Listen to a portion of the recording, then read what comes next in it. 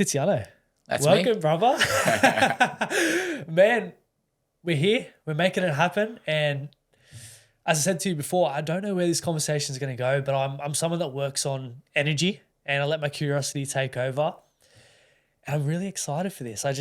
Ryan mentioned that you're a good guy and you should come on the podcast, and you're here. And as soon as you rocked up, your energy gave you a hug and your big smile, biceps are popping, man.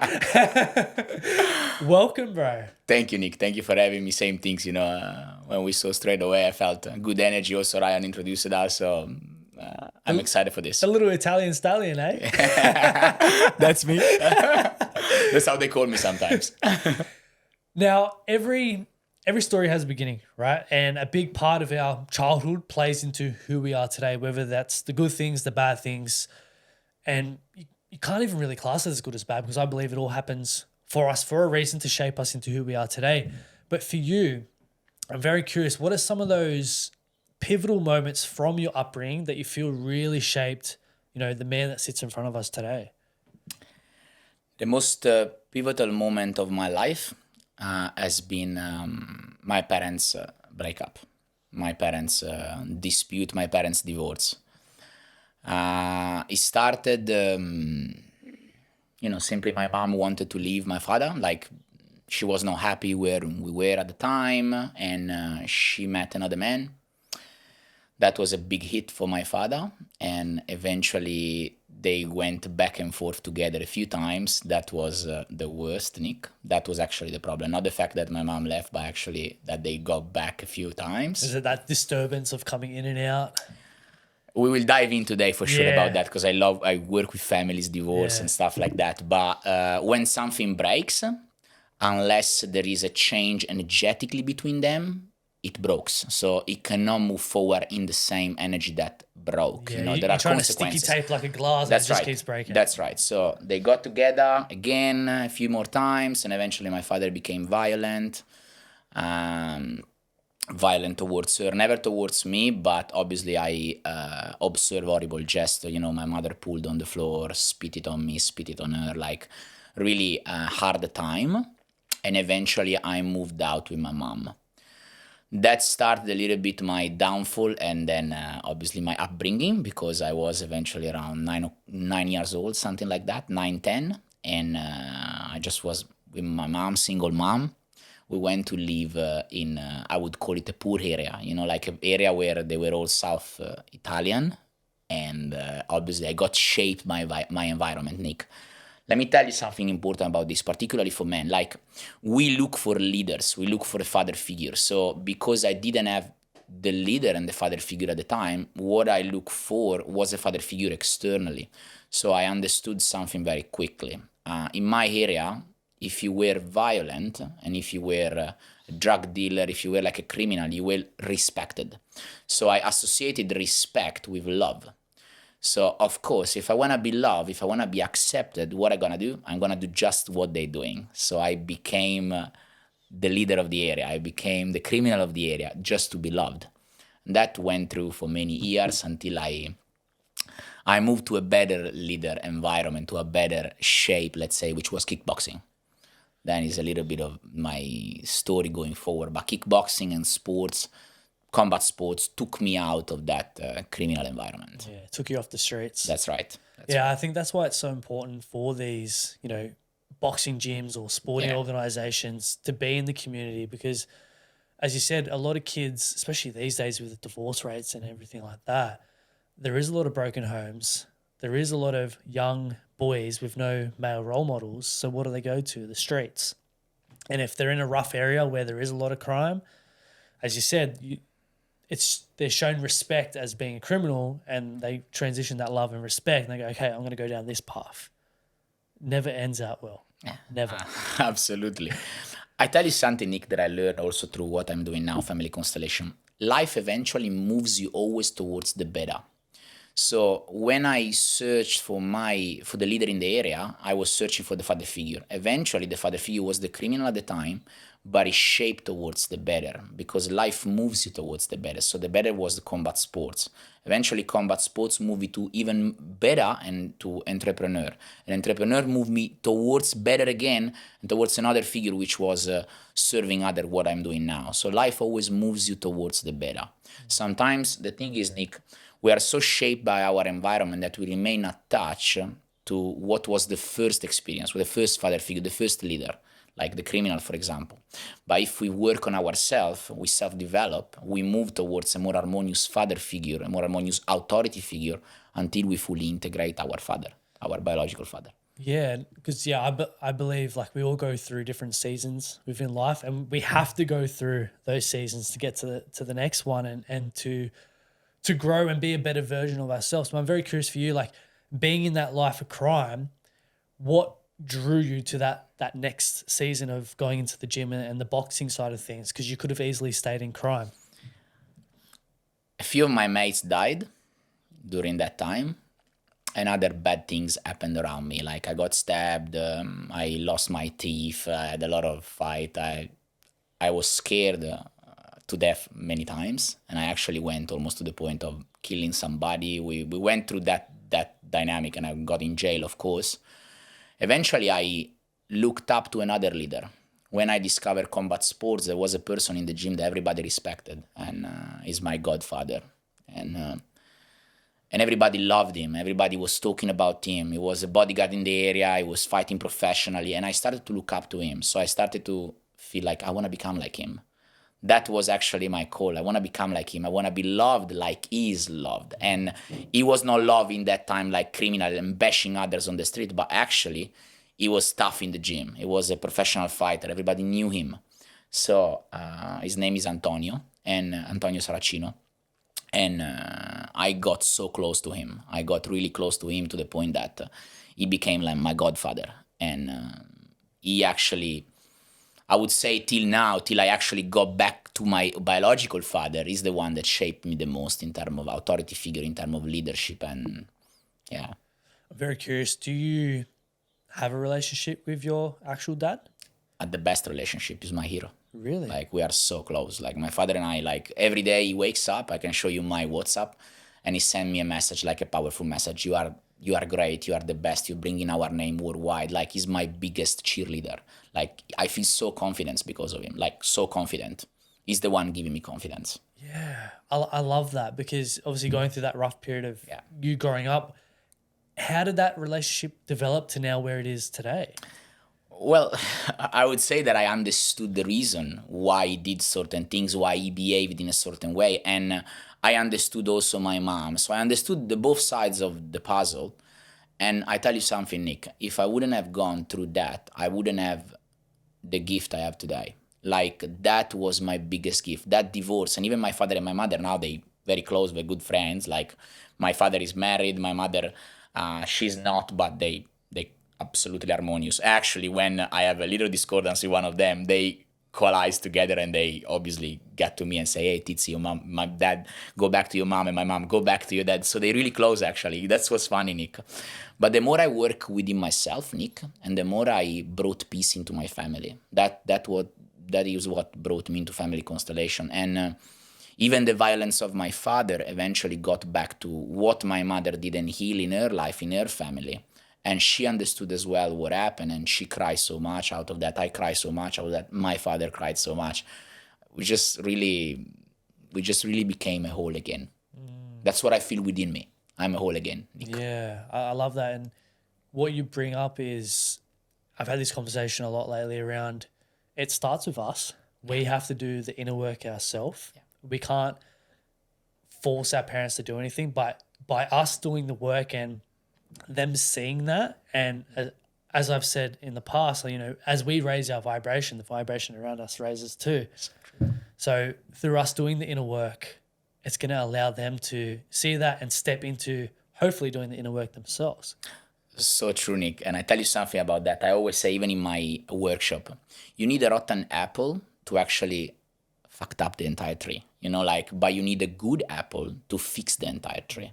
And that's what I say, even in relationship, it doesn't matter if one of them doesn't do the work, because when one of them, for example, in a couple, one person does the work and eventually embrace even the other. Obviously, if one person raise their vibration to a certain extent and the other remain in a more solid and dense vibration, they detach, because obviously they don't vibe anymore at the same frequency. But eventually, one person can change the energy of the entire room. And that's literally what happened into my life, into my family. Not only my parents, my entire family. Like, when I started to do what I do, Nick, Family Constellation was in full 2019. I was a professional fighter before. Like, nobody gave me a coin to go do what I'm doing now. It's like, completely opposite. Now everybody's interested about all my family, the entire family, even the friends of my parents. Like, they want to have a session with me and this and that. Like, shows you show who you are through your actions, through the facts. It doesn't matter the talking. My father always tell me, forget the talking, facts. Yeah, no, and I can feel your energy and I can feel your passion behind it. And I honestly do love it, because for me, I went through a patch where I was trying to force people to do the work. I was like, hey, I'm doing this work, you got to come do it too. But now of recent, where I'm just focusing on me, getting back into my training again, having these beautiful conversations where I'm able to learn and deep dive into certain areas of life. And I just feel it in myself, the energy vibrating. And then the people around me, it's like they're like different people in a way. Like, the conversations you have are different. Just the whole energy is different. And it has really got me thinking, it's like, wow, just focus on you and everything will take care of itself. And yes, there may be some people that will resist that, but they're on their own journey. You just got to focus on you. You can't heal everyone. You just got to heal yourself. I tell you something, Nick, about what you said at the start. It's very important, particularly therapeutically. When we try to give advice, it's not about us giving to them, but it's about them giving to us. So we try to take value from them by giving them advice. That's why they refuse it. When somebody doesn't ask you for help and you want to give them help, it's for you, not for them. That's why they resist it. And I learned it myself. At the beginning, I was the same, Nick. I was trying to give in advice. No, you got to do that. You got to do that. Why? Because I wanted to take value from them. So it was a reverse order. But actually, when I just vibe high, I attract the people that they need help. And the first order of help from Bert Hellinger, German psychotherapist, is the request. So when someone asks you for help, that's when you can really help. That's what changed it for me big time at the beginning. Big time, brother. Yeah, it's just like, I think about relationships right now. As men, we always want to come up with solutions and try and fix everything in relationships, right? But women, majority of the time, just want to be heard. They just want to vent. They don't really want a solution unless they ask for it. That's something that I battle with, and now I'm just like, okay, cool. Let's just listen. Let's just try and understand, and then go, hey, babe, do you want a solution? And if they do, okay, I'll bring a solution. Still something I struggle with, because it's just natural for me to go, okay, well, you're complaining about this. Why don't you just do this? Like, in our head, it's like so simple, but then they just go on a mad tangent. It's like, what the hell is going on here? But just taking a step back and just being aware of how they process things too. It's very interesting and different, but beautiful at the same time. Like, that's why there is men and women, like we yin yang, we're meant to be different for a reason. Absolutely. We are different. And we are, we complement one another. The struggle, Nick, comes when we try to take the opposite side and we become like competitive rather than supporting one another. And as you said, like, men are driven by leading. They want to lead, so they want to find the solution. We are mentally driven. The mind is the masculine is the mind, the spirit. The body is the feminine. So the woman wants to be heard at the end, wants to be held. And we want to talk, we want to lead, we want to give solution, because that's the masculine trait. But sometimes we can step into our femininity and just listen and hold the space, let's say. Sometimes I always say to couple, take a few days apart. I always say, take a few days apart. He spends more time with men, you spend more time with women. You recharge femininity, he recharge masculinity, and then you get back together. Sex is going to boom. Really? Get some space. So just for surrounding yourself with men, like, it just recharges? This is recharging the pole. You and I, we are of service here today. We are recharging our masculinity. I feel more man here. You feel more man to do this of service. If your wife, your partner, she spends time eating chocolate with her friends and chatting at the coffee shop, she recharges femininity. When you get back together, you and your partner, in 2 days, tomorrow, in 3 days, you are full of masculinity, she's full of femininity. Bam! You go together like sex is booming. I always say, you want to know how deep the relationship is going, how in order is that? Look at sex. If sex goes well, she's in her feminine, you are in your masculine. It flows. Easy. I always say easy. Yeah, I have noticed that when she does go away for a couple of days with her friends and she just Beautiful. comes back recharged. Beautiful. I'm like, fucking over, let's go. I always say that, you know, like so many couple, I work with couple worldwide. And when they have a little issue, obviously there are always issues with their parents and stuff. I see the kids, I see how it works. But primarily I look at them individually and I say, do you spend time with men? And he says, no. Do you spend time with women? And she says, no, I work in an office full of men. I say, it doesn't work. You are full of masculinity. He's full of femininity, or masculine as well. Masculine. You know, we are energetic being. Quantum physics acknowledge us. So, you know, masculine and masculine, they friction to one another, or feminine and feminine, or, you know, like mixed poles. So spend more time with women. You spend more time with men. Bam, we get back together. Easy. Yeah, and talk to me about attracting, like your partner. You're attracting your partner, but really it's like the part of your parent. I've heard parts of like if you have, say, a bad relationship with your father, you'll attract a more masculine partner to kind of heal that side. Does that make sense? It does make sense. I'm going a bit more in details. If you exclude one of your parents, energetically you are forced, you are pressured by something called family conscience, a compound force that seek to bring inclusion to what you are excluding. So if you exclude your father, guess what? Either you become your father, so you embrace the part of your father that you are excluding to bring inclusion, or you seek a partner that is your father to bring inclusion to it. I'll give you an example straight in. My father was violent when I was young, with my mom, extremely violent. Guess what? I started to become violent with women. He was out of my life for a few years, actually more, 3 or 4 years. And I started to embrace who I was excluding, my father. I became him. My mother excluded him from my life. I did a revenge also towards my mother. I include my father. When my father started to get back into my life, I didn't feel the pressure to embody that trait. So violence started to fade away from my life. You are naturally drawn to include what you are excluding. It's a compound force that works energetically within you, and you are part of this morphogenetic field. A morphogenetic field is a field of information. Energetically, you are part of your family tree. What you are excluding from your family tree, you are embodying it. What needs to come to the surface. It's like a force, Nick, that tells you, hey, Nick, bring your father back, bring your mother back. When you include them, then you become whole again. The same concept I was telling you at the beginning. Now my parents are whole again. I'm all with them.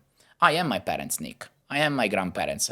It's not only quantum physics that acknowledge us energetically, it's also epigenetics. We carry the memory of our ancestors. The bone, the tissue, the fascia. Like, give you a quick example. If I cut my arm here, I have the memory in my body, epigenetic acknowledges that my body knows how to deal with that cut because I have a memory in myself. In my family system, somebody has dealt with that in a certain way. So I carry that memory.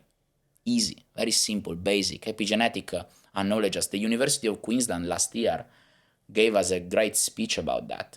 Literally about this healing modality, this cellular healing that we carry the memory of who we are as a family. Parents, grandparents, great-grandparents, and on and on. Yeah, so we do hold a lot of ancestral generational traumas within us. Big time, brother. Big time. And speaking to, you just mentioned attracting, the part of our parent that we kind of neglect. Yeah. Speaking to my relationship now with my partner and my relationship with my dad, I've never had a close relationship with my dad. Mainly the side of him, which is like the anger side. I wasn't able to communicate and have a strong relationship there. And now I look at my relationship with my partner now and I can see parts of my dad within her. So for me, is it like I have to heal the relationship with my dad and everything will kind of heal within my relationship with my partner? Or how do we go about that if someone's in the same predicament? If you allow me, I go a little deeper in that.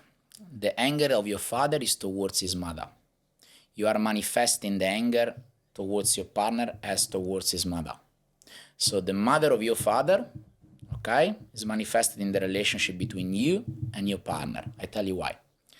Over 7-8 years now that I do what I do, I realize that we don't look for our parents as a partner, but we look for our grandparents.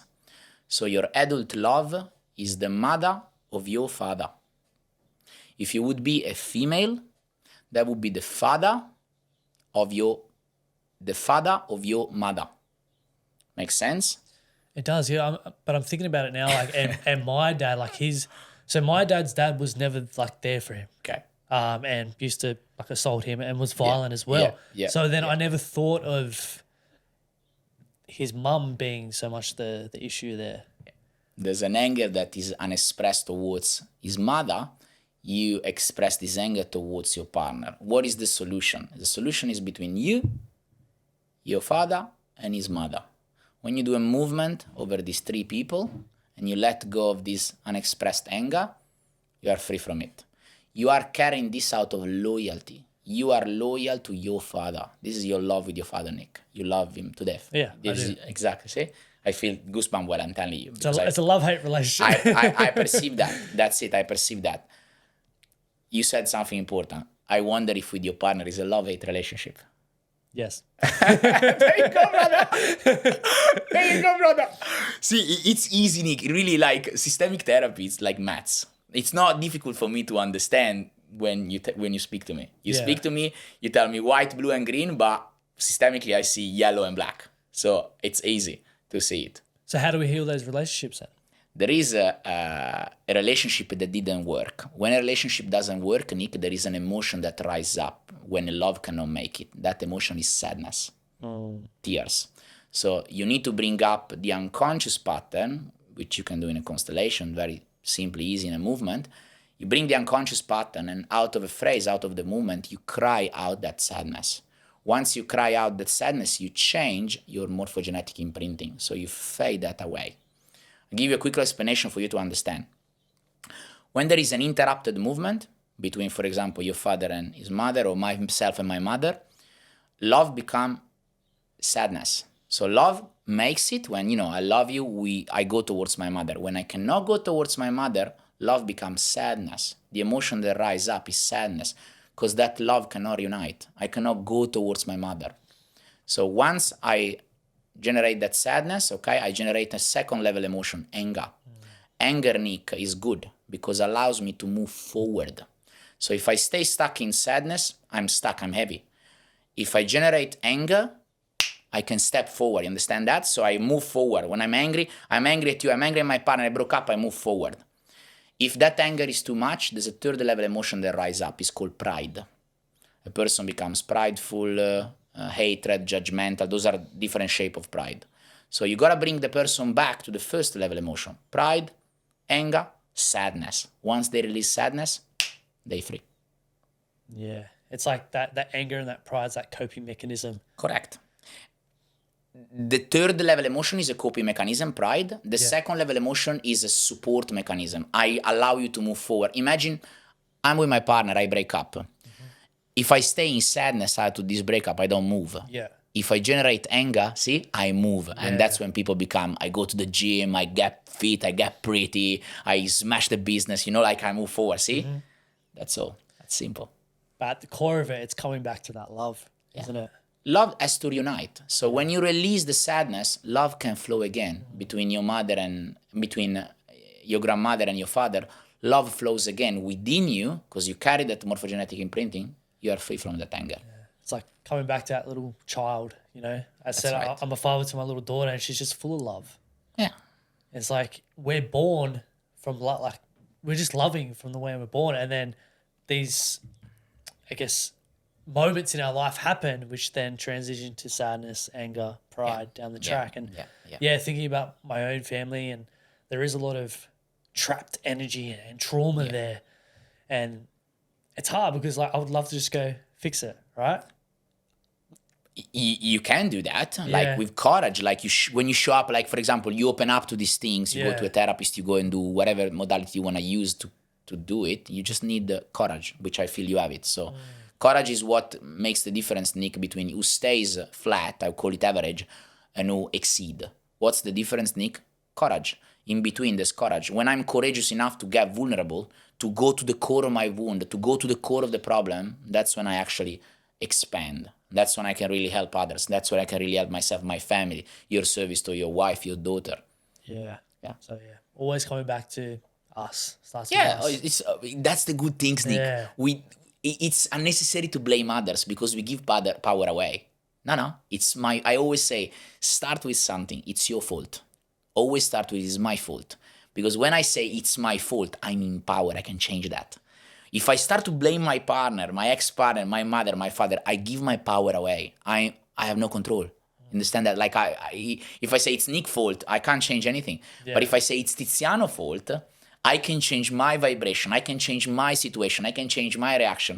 You adapt accordingly. And if you don't adapt accordingly, you fade away because we don't vibe any longer at the same frequency. Yeah. Instead of playing victim, it's just taking ownership. That's it, brother. I love that. And that's all the work you do with Family Constellation. So you get like couples and families together and do this deep work.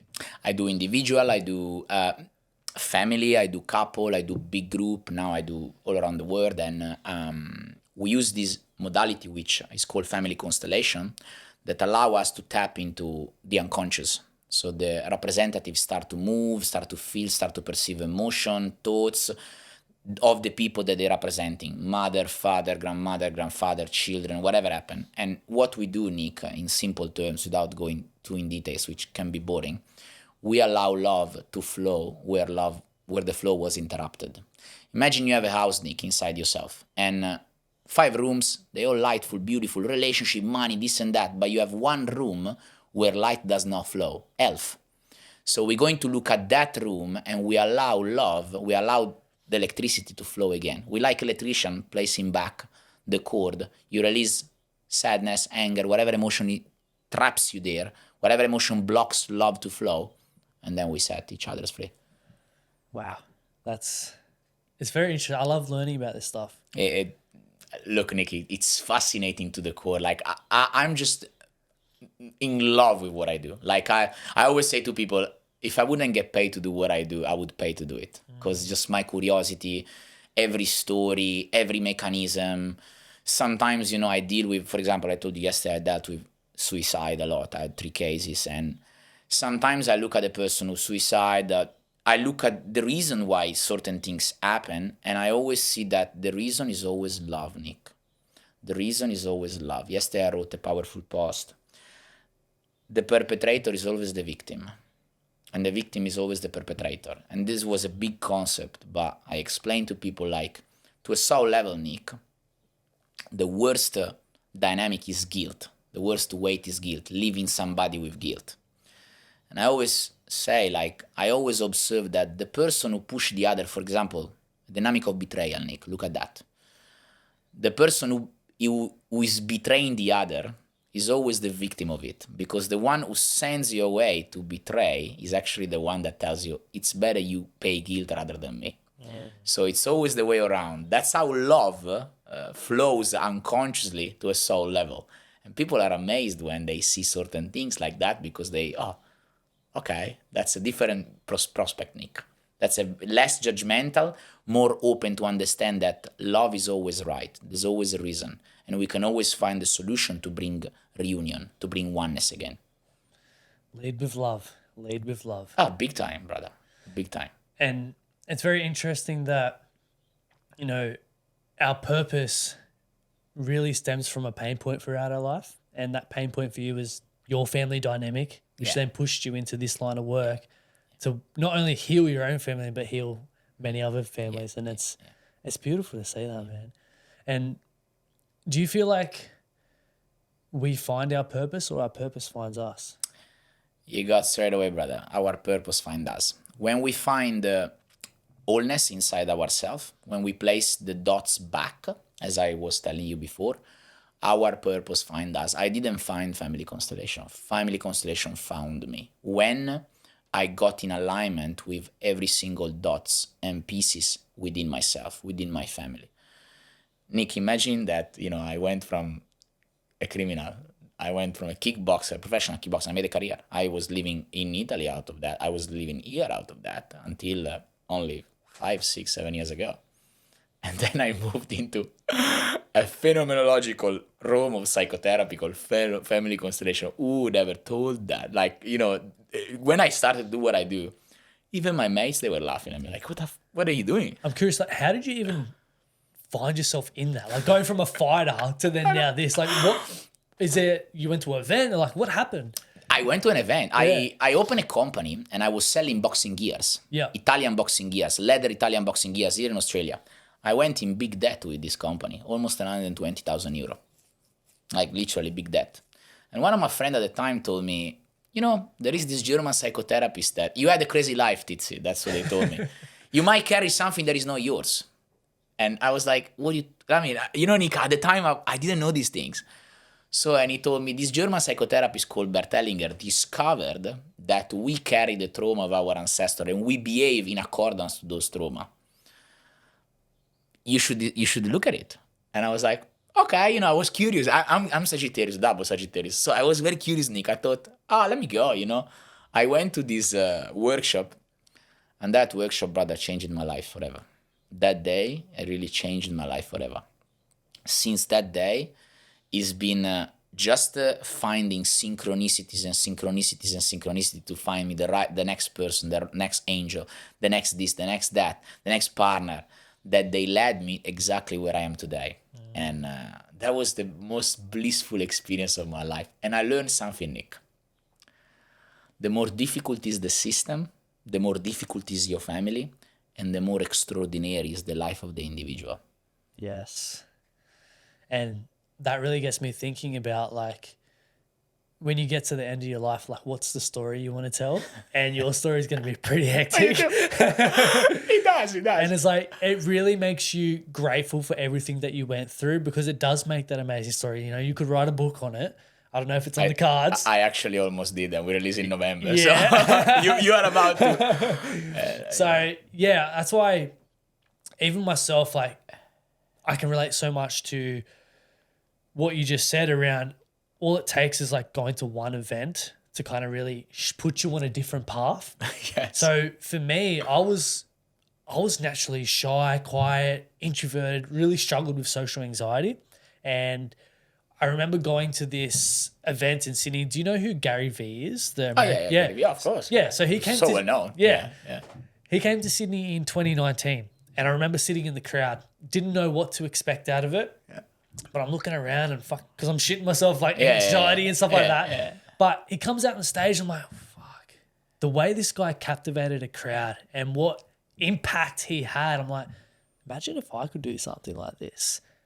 I had one voice in my head saying, you're a bitch. No, you're never going to do that. And then one voice saying, you got to fucking make a change now. You go, brother. If you want to have impact in your life, and I didn't know what that impact was, but if you want to make a change and step onto a different path, today's the day where you draw the line in the sand, not let anxiety take control of your life. You take control of anxiety and use that as a superpower, because I now see anxiety as a superpower for me personally. And when anxiety arises for me, I see it as something that I need to go towards. It's not something I need to run away from. It's something I need to go towards. And at the time, I love that. At the time I was at university. I dropped out of uni the next week. I bought my first camera. I started making content. Then I started the podcast in a spare bedroom in my parents' house, and it's grown into a studio. I've been able to connect and network with so many different people now, like yourself today. And the network I have is amazing. I've been able to build a media business off the back of it. And 5 years ago, I never have thought I'd be in this position, but just by stepping into a different room, a different environment, and being open and letting your curiosity just take over, like, it's amazing how it can put you on a different trajectory. Let me tell you something, Nick, about what you said, which is beautiful, and I'm so in alignment with everything you said. Life always serves who serves life. What you're doing today, this conversation, is a service that you're doing towards life, and life remunerates you out of that. It doesn't matter if it comes from this or it comes from other things, but if you want to make more money, serve more people. I always say to people, when they say, oh, I want to make more money and this and that, of course, I look in this system, I look at their mother, I look at their father, I look what is not flowing. Although I always say to them, you want to make more money? Perfect. Serve more people. Money loves to be in service. They loves to serve other people. Money, they have a soul. They go back where they can serve. Same things. The energy you are putting out today, Nick, through this conversation, allow me to share my voice. Allow me to share this conversation. Yourself sharing this. That is a service that you're providing to others. How many people they're gonna listen to this? And life is moving accordingly. What you're giving forward comes back to you. And this is what you are doing. Yeah. And what took you here out of that Gary Vee is only one ingredient: courage. I always say to people, there's one ingredient: courage and guilt. Guilt is a little bit deeper because it's more like you gotta ask for something, and that's when you have to pay guilt, asking for something. But the ingredient that comes to a more simple terms is courage. If you are courageous enough to step through that anxiety, that's why you're here. Yeah. Courage is a massive thing. And it is. Even with what I do now, it's like building a business and building a podcast. I can, even after today's conversation, previous podcasts that I do, like just the energy is such higher. Yeah, and I feel it. Good things just start to happen around me. And, you know, my biggest value is connection. I love connecting with people. Yeah. I love going deep and having these kind of conversations, because not only does it help both of us today, you know, recharge the pole, as you said, and talk about things on a deeper level, but the people that listen to it, you know, that's our service, be providing value, giving them knowledge and wisdom that they can take away and implement into their own life. You know, someone may be struggling right now, they're listening to this, like, well, these two guys are talking about, you know, going deep and trauma and family. I'm going through the same things too. You know, I'm going to go follow Tiziano and his content, and, you know, you're going to have an impact on his life, you know? And then one of your followers will listen to this, like, wow, I love what Nick's doing with the podcast and men's mental health. You know, it's all in service and all energy, and it all comes back to, yes, yourself, but the environment you put yourself into, and it's fucking awesome, bro. I always embrace this concept which come from not Gary Vee, it's the other one. Anyway, let me share the concept, then it will come to mind. Your mission is for yourself, but your purpose is for others. My mission, of course, I love money. I want to buy the beautiful villa in Dover Heights and travel. I'm doing great, but through my purpose, through serving others. So the more I serve others and the more I align my mission is in alignment with my purpose. And another little concept, you know, when people, they share their purpose, they share their service, they are happy. Why? Because their purpose look towards their father. Systemically, we see that the most joyful experience of a child is his father, her father coming back home. So we relate joy to our father. Purpose look towards our father, towards the man, towards the masculine. That's why we're joyful doing this. That's why I'm happy to wake up early and come to you, because this is my purpose. It makes me joyful. I love doing this. I adore it. So I come here with a big smile because I'm joyful. I'm close to my father. I'm close to my purpose. You mentioned a big thing there around joy, and as kids, we want to, you know, bring joy to our parents. And when I come home every day, or even this morning when I came home from the gym, you know, my daughter's screaming and she's happy. She's like, "Dad's home!" Of and course. She plays this there you game. go. Yeah, she plays this game, and she hides under the bed and she's hiding. And my partner's like, be quiet, but she's too busy like laughing because she's so pumped with energy. And it's such a I love that. It's such a special feeling within me. I'm like, fuck it, like nothing beats it. Nothing beats it. It doesn't, brother. And I love coming home to that. I just jump in bed, jump in there, cuddle there. And it's like, this is You're also a very young parent. Yeah. So I always say I work with majorly I work with women. Yeah. So my 80% of my 70 now, because 70, I would say 70, 30, 80, 80, 20. But my clientele worldwide is more women. But I always say a father doesn't need to do much for a daughter to make her feel valued. He just need to pick a flower from the corner of the street and give it to her. That for her is, I see you. I value you. For her, that is everything. You bring home a little flower for your daughter and you give it to her in her hands. What she perceives morphogenetically, my father sees me, my father value me. And that's the man she's going to look for. If her father is too busy working, is too busy looking for her, to give her attention, and he is emotionally unavailable for her because he has his own trauma, he has his own stuff, That's the kind of man she's going to look for. An emotionally available man. Of course. That's the imprinting she got. Why do you work so much with women, not men? That is a big service that I got from my family. My father devoted his life to his mother because the family of my father, Nick, everybody died. His brother died in a tragic accident when he was little. He got killed by a car. And his father died soon after of a cancer. So my father was the only reason why my grandmother remained alive. And then I became that reason because my grandmother was depressed. Obviously she lost a son, she lost a husband. My father spent a lot of time with her. So my father got this gift of having a lot of women going to him because he has a lot of feminine energy. But I got the same because I spent most of my childhood in the company of women. So I got a lot of feminine from my mother because I spent a lot of time with her. So I have this gift of working with women. But I'm gonna tell you a little deeper knowledge, which I think you're gonna like to hear. A man is perceived trustable by women only when he's close to his father. When a man is close to his mother and not to his father, women perceive him wobbly. They perceive him not trustable because he flatters other women around, what psychology would call narcissism. A man is trustable, is perceived trustworthy by women only when he's close to his father. And me and my father were like this. And I acknowledge that over many, many, many years. And I always say to people, and they ask me always the same things, why you work with so many women? Because they perceive I'm close to my father. If I would be only close to my mother, they wouldn't trust me that much. How important is it though to work with these women? Like through working with women, does it help the dynamic with men?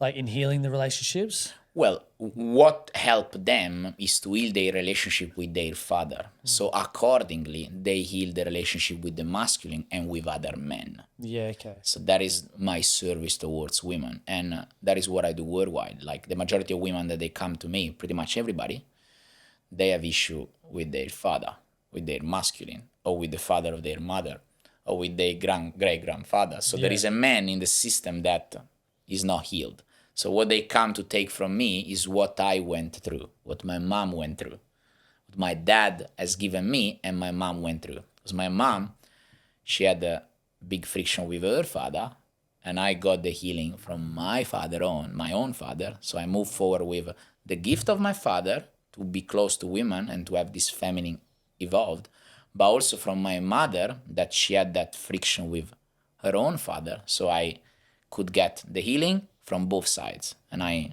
embody that's who I am.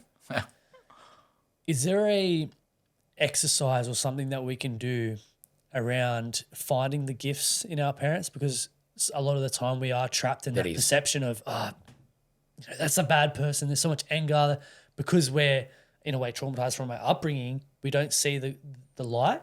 Is there a way we can, analyze that and see the gifts in our parents? Yes. I always say to people, write down 3 things that you like about your father and 3 things that you like about your mother. For you as a man, particularly your father. And then see if you have these things within you. What they have given you that you like and you don't like. Because sometimes, Nick, what you don't like, the coping mechanism that you used around that is your gift. The coping mechanism that you used around that is your gift. I give you a quick example. A lot of women tell me, my mother is judgmental. And I say, when you say like that, you are telling me I am judgmental because she's judging her mother. So what did she learn to avoid that? What she integrated from this judgment? What gift she took from it? Taking our parents, Nick, doesn't mean to change them. To take your mother means to accept your mother as she is. Yep. You don't need much more because people say, oh, I cannot, my mother is this. It doesn't matter how she is. You accept her as she is. You took your mother in full. Easy, simple, basic. That's something I'm still working on with my dad. But a big moment that happened a couple of years ago is I used to have a lot of anger and resent towards him. And I went on this journey of really starting to do the inner work. And breath work was a big part of what I did there. And I did this really deep breath work and dove deep into the subconscious and had this vision of a little boy grabbing someone's hand, and I shifted into the adult version of myself, and I was looking my dad in the eyes and I said, I love you and I appreciate everything you've done for me. It's time for me to step out and be my own man. And I remember coming out of that and my whole gut and everything was shaking, body shaking. But that anger and resentment was gone. It was replaced with, love, Gratitude. empathy, gratitude. I feel. And I remember going to the beach and writing this massive letter, and I sent it to him. All he said was thank you, but for him, I knew that thank you, there was so much more in that because he's not a man he doesn't really communicate as much, but I knew it. And, our relationship's not perfect, but it's a lot better than what it was. And it just starts from, coming back again, you doing the inner work, you going on this journey yourself, raising your vibration, changing your energy, and the thing around you change as well. And it's such a beautiful way to go about life is, we all have our shit. We all have our traumas. We all have time, mummy brother. and daddy issues, Big right? time. Everybody. and luckily, brother, because from those issues, we take our life experience. I was saying before, the more difficult is the system, the more extraordinary the life of the individual. Yeah. But I want to add a few good points about what you shared. The first one is you said, my father doesn't communicate much. Look what you're doing. You're great in communication. Yeah. So That's what I mean. so see, he generates something in you. Like what you're doing. Yeah. Like this is literally communication in capital. I lacked connection. Now my biggest value is connection. Right. And the second thing is, this advice I give to everybody. You want to connect with your father, you want to connect with your mother, I'm going to give you the easiest advice. Make him feel a father. Ask him an advice. Parents, they step away from children or adult children when they feel they are not useful there. For example, your father won't be around you if he doesn't feel a father. If he feels like you don't want his advice, you don't need him. But when he feels that you need him, Dad, I need to ask you help to fix the table. Can you show me something? I don't know which work does your father, but ask him something. You see how he runs right away. That's how you take father energy. Imagine your daughter, you coming back home, and she doesn't need you. She's independent. She doesn't need anything. What are you doing there? You go away. Because, I'm useless here. Yeah. But the fact that she comes home and she give you that, Dad, come on, come and look at me. Yeah. And you feel in purpose, I need to look for her because she wants me to. So you feel more of a father. You feel more of a father. She feels more of a daughter. Yeah. Beautiful. It's that purpose. Yeah. Yeah. Yeah. It's fucking beautiful. Try. I do with my father as well. Like, my father is my motivator. Every day, if his father, if I show you WhatsApp, you're going to laugh. Every day, he wakes up at 4:35 in the morning to go to work. He's still working his purpose. Like me, he's so devoted. And he send me a message as soon as he wakes up. He go to have a coffee, and then he write me something to motivate me. It makes him feel a father. And for me, every time I take it, I feel like a beast because my father gives me confidence. Some people, Nick, they confuse arrogance with confidence. Arrogance is when we step into the system above somebody who is hierarchically bigger. For example, I feel better than my father. That's arrogance. But confidence is when actually I stay on my spot and I get confidence out of it. Like my father, for example, I know that by 2026, what I'm doing will be on TV. I guarantee to everybody. By 2026, you will see me on TV saying my story, sharing what I'm doing worldwide. I say to everybody, without a problem, TV, to everybody. Not out of arrogance, out of confidence. I know that my service goes to that level. I say to everybody, that's not arrogance, that's confidence. That's the difference. To take a bit of a different path, I'm curious, are you spiritual? Are you religious? Like, I'm very. This is a journey I'm on now, and I feel you're a very energetic person. So I'm curious, like, do you go down the spiritual route? Like, I know Italians are religious as well. So no, I wouldn't go to religion. I feel I believe in the law of the universe. Like I believe there is an intelligence, which I could call it God. If you want to talk religiously, if you want to talk spiritually, I call it love. If you want to talk scientifically, I would call it morphogenetic field. So I really embrace every part without being extreme on anything. Obviously, I believe in energy because I wouldn't do what I do. It's also I believe in what science and quantum physical knowledge is. So I really need. I'm really open to everything. I don't deny Western medicine. I don't deny Eastern medicine. I don't deny spirituality. I don't deny God. Everybody has a meaning, has a reason. Like I'm not extreme, but of course, like my biggest chapter and part is energetic work and spiritual work. Call it in that way. Yeah, I feel like we can learn lessons and we can pull different things from Yeah. all different religions and Yeah. cultures and everything around the world. And why I ask that is, we speak into men's mental health, and you mentioned suicide before, right? And as men these days, a lot of the times we feel like the world's on our shoulders. We have to do everything ourselves. There's no hope. There's no, I guess, belief in something higher than us that we can draw strength from. And I believe we need that, whether what it is, God, energy, universe. Like I feel like we just need something higher than us to pull that energy from. And it's being, I wouldn't say taken away, but like a lot of men are not having this in their life anymore. Whereas in the past, highly religious. We had that strength from religion. You had the hippies that were spiritual, like they all had something that they could pull strength from. Now these days there's not much of that. And you dealing with suicide probably quite often. A lot. Yeah. Do you feel not having that higher power or something that we can draw strength from is really impacting why men are feeling like, fuck, I can't get out of this pit. The only way out is to end it. I'm gonna give you a few different patches, so you take the one that you prefer out of it. The biggest problem is the internalization. Internalization, Nick, means that I'm not externalizing what I'm feeling. The more vulnerable I am, the more I'm capable to release this energy, or release my thoughts, release my feeling, and get guidance and support from somebody, the less I implode.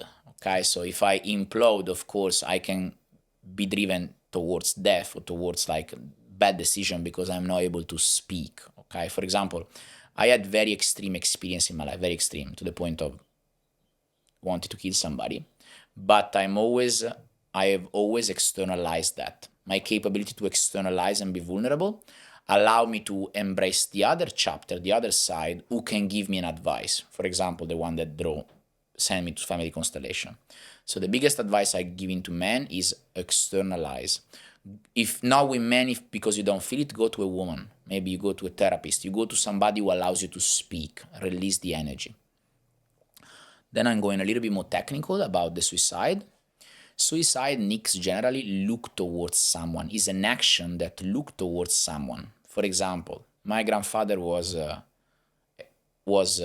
killed in war, or he was sent away to war, or he just lost contact with the family, and I look towards him, and I'm looking towards death. So I might feel drawn towards death energetically because I'm drawn towards my grandfather, my grandmother, somebody who died, somebody who suicide before me.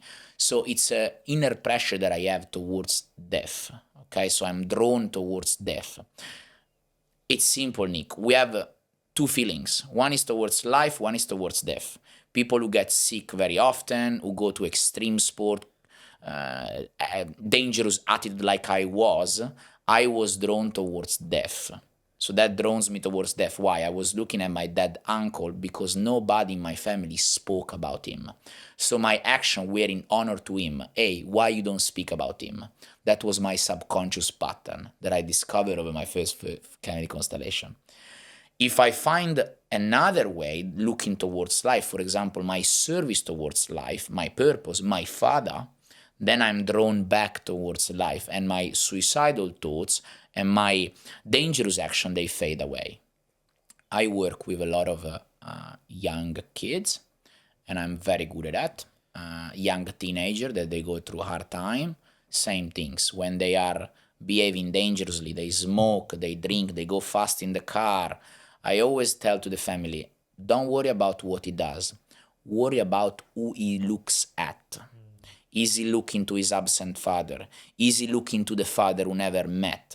Easy look into the father that his mother excluded. Okay? You understand that? So the energetic drones, that's simple. But to go a little bit more on the surface, that I said before, externalizing. The more you are capable to externalize, and the more you fade this inner pressure. That's my best advice to everybody. Yeah, it's speaking out, being vulnerable. Gone. And as a man, I don't think there shouldn't be a stigma. There isn't a stigma anymore around men's mental health. Absolutely not. I think we're past that now. Big time. As you said, a key word before is courage. We just need to have the courage to speak out. And, you know, through this podcast, big thing that I've learned is we all have our shit, right? We've all gone through Big time, brother. Tell me about it. Like, I'm still now. Yeah, Even if exactly. I help thousands and thousands of people, I sometimes struggle in my relationship. exactly. And through this vulnerability, I believe vulnerability breeds vulnerability. So through us having this conversation, being vulnerable, talking about our own experiences, as I said, someone's going to listen to this. These two guys are talking about this. Okay, fuck. Maybe I should open up and speak about this as well. And through that, you're not imploding, you're not bottling it up, you're letting it out. And it's like coming back to what I mentioned before when I struggled a lot with anxiety.